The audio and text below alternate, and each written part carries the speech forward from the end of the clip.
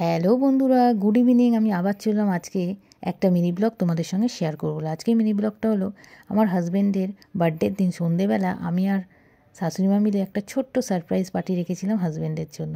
তো ভিডিওটা পুরো দেখতে থাকুন আর মজা নিতে থাকুন। তো প্রথমেই দেখুন আমরা ডেকোরেশন করেছি, মানে আমি আর শাশুড়িমা মিলে। ডেকোরেশনটা কেমন হয়েছে অবশ্যই কমেন্ট বক্সে জানাবেন। খুব হালকার ওপরে করেছি। দেখুন শাশুড়িমা আবার দূর থেকে দেখছে ডেকোরেশনটা পারফেক্ট হয়েছে কিনা। যাই হোক, চলুন এবার আপনাদের কেকটা দেখাই। কেকটা দেখুন ছোটোর ওপরে বেশ সুন্দর হয়েছে। নলেল গুড়ের কেক ছিল। আসলে আমাদের বাড়িতে তো আমরা 3 জন মেম্বার, বেশি বড় কেক এনে কী হবে। তার পাশে ছিল রোজ, যেটা আমি ওকে রাত 12টায় দিয়ে উইশ করেছিলাম বার্থডে। তারপরে শাশুড়িমা হাজব্যান্ডকে আনতে গেল, কারণ ওকে ঘরে বন্ধ করে রাখা হয়েছিল, বাইরে আমরা ডেকোরেশন করছিলাম। তারপরে চোখ বন্ধ করে ওকে নিয়ে আসা হলো বাইরে। চোখ খোলার পরে ও তো ডেকোরেশন দেখে বলছে, বাহ তোমরা দুজন তো দারুণ সারপ্রাইজ দিয়েছো আমাকে, খুব ভালো লেগেছে আমার, খুব সুন্দর হয়েছে ডেকোরেশন। বলছে আমাকে তো সেই ছোট্ট সুমন্ত বানিয়ে দিয়েছো। মা বলল সব মায়ের কাছে তার সন্তান সব সময় ছোট থাকে। আর আমার শাশুড়ি মা আমার হাজব্যান্ডকে আদর করে ভালোবেসে বাবু বলে ডাকে। খুব আদর করলো শাশুড়ি মা। তা বললো যাও এবার গিয়ে চুপ করে বসে কেকটা কেটে নাও।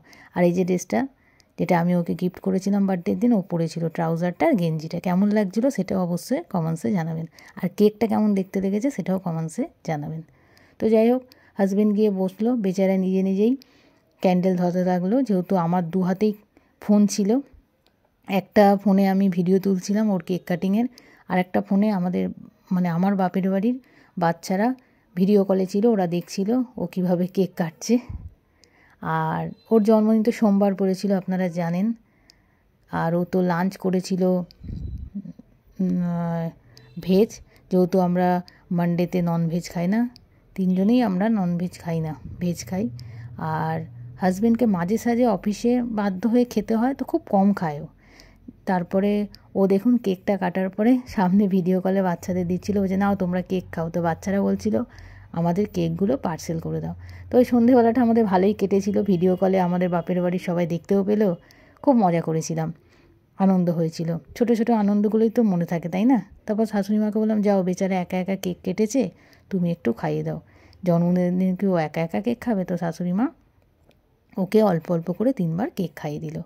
আর ক্যান্ডেলটা ছিল ম্যাজিক ক্যান্ডেল, তাই তো নিভছিল না। ও বারবার নেভানোর চেষ্টা করছে, নিভছে না।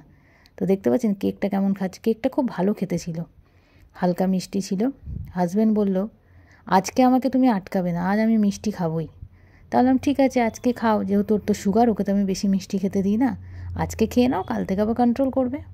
তো ও তারপরে কেক কেটে নিজের মতো করে অনেকটা কেক খেলো।